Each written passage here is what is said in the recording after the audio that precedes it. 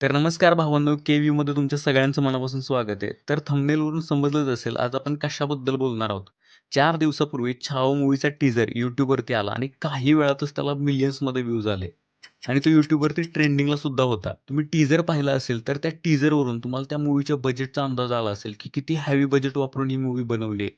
विकी कौशल या मूव्हीमध्ये छत्रपती संभाजी महाराजांची भूमिका साकारतो आणि रश्मिका मंदाना आपल्याला येसूबाईंच्या भूमिकेमध्ये दिसणार आहे.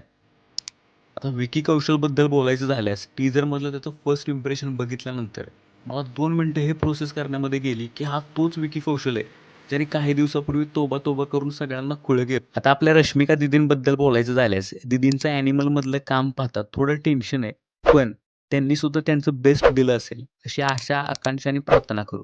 या फिल्मचं डायरेक्शन लक्ष्मण उतेकर सरांनी केलंय, ज्यांनी जरा हटके जरा बचके, मिमी, लुका-छुपी सारख्या हिंदी मूव्ही सोबतच लाल बागची राणी, टपाल यांसारख्या मराठी मूव्हीचं सुद्धा डायरेक्शन केलंय. संभाजी महाराजांवरती मूव्ही बनवणं हा खरंच खूप धाडसी निर्णय आहे. कारण संभाजी महाराज हे नाव नाही तर इमोशन आहे मराठी लोकांसाठी. जेव्हापासून छावा मूव्हीचा टीझर आउट झालाय, तेव्हापासूनच या फिल्मची तुलना याच वर्षी मराठीमध्ये आलेल्या शिवरायांचा छावा या मूव्हीसोबत केली जाते. खरं तर अशा प्रकारच्या बिग बजेट मूव्हीची तुलना मराठी फिल्मसोबत करणे हे अतिशय चुकीचे आहे.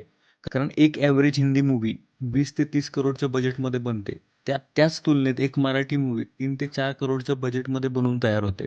अशी भरपूर कारणे आहेत ज्यामुळे मराठी इंडस्ट्रीमध्ये बिग बजेट मूव्हीज तयार होत नाहीत. मराठी इंडस्ट्री ही स्टार गिवन इंडस्ट्री नाही आहे. म्हणजे ज्या प्रकारे तेलुगूमध्ये अल्लू अर्जुन, प्रभास, महेश बाबू, तमिळमध्ये रजनीकांत, धनुष, सूर्या, कन्नडामध्ये यश, किच्चा सुदीप सारखे स्टार आहेत. तसे स्टार मराठी इंडस्ट्रीमध्ये नाही आहेत. ते स्टार पॉवरमुळे लोकं थिएटरमध्ये फिल्म बघायला येतील. अजूनसुद्धा मराठी फिल्म्स या सामाजिक विषयाला धरून बनवल्या जातात. मराठीमध्ये मास ॲक्शन मूव्ही क्वचितच बनते आणि बनलीच तर ती अतिशय कमी बजेटमध्ये बनवली जाते. मध्ये असे बरेच डिरेक्टर आहेत जे फक्त गव्हर्नमेंटकडून सबसिडी मिळवण्यासाठी फिल्म्स बनवतात. प्रोड्युसरला मोठी-मोठी स्वप्न दाखवून फसवलं जातं. ज्यामुळे मराठीमध्ये नवीन प्रोड्युसर तयार होत नाही. मराठीमध्ये ही मूव्ही हिट झाली तर तशाच प्रकारच्या मूव्हीज परत-परत बनवल्या जातात. बघितलं असेल की बऱ्याच मराठी मूव्हीचं शूटिंग हे फॉरेनमध्ये होतंय. त्यामागचं कारण सुद्धा तेच आहे, सबसिडी. जाणारी सबसिडी ही विदेशामध्ये दिल्या जाणाऱ्या सबसिडीपेक्षा खूप कमी असते. त्यामुळे जे फिल्म मेकर आहेत ते विदेशामध्ये शूट करणं प्रिफर करतात.